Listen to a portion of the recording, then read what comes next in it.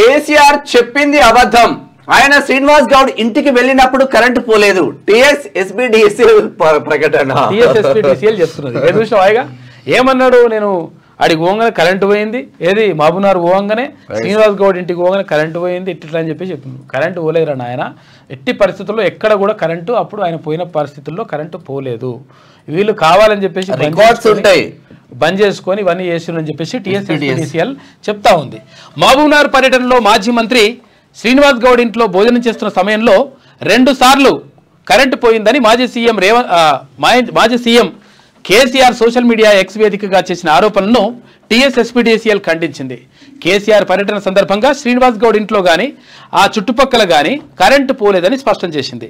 ఆ టైంలో ఎలాంటి పవర్ కట్ జరగలేదని తమ దర్యాప్తులో తేలిందని చెప్పేసి టీఎస్ఎస్బిడిసిఎల్ క్లియర్గా చెప్పింది. ఏది విద్యుత్ రంగ సంస్థ చెప్పింది, వాళ్ళే చెప్పేస్తున్నారు. ఆ టైంలో ఎక్కడ కూడా ఈ చుట్టుపక్కల ఇది శ్రీనివాస్ గౌడ్ ఇంట్లో కానీ తర్వాత చుట్టుపక్కల కానీ కరెంటు పోవడం కానీ తర్వాత పవర్ కట్ కానీ ఎక్కడ కూడా జరగలేదు అని చెప్పి చెప్పింది. కాకపోతే కాక అట్లా డ్రామాలు చేస్తుంటాడు అనమాట.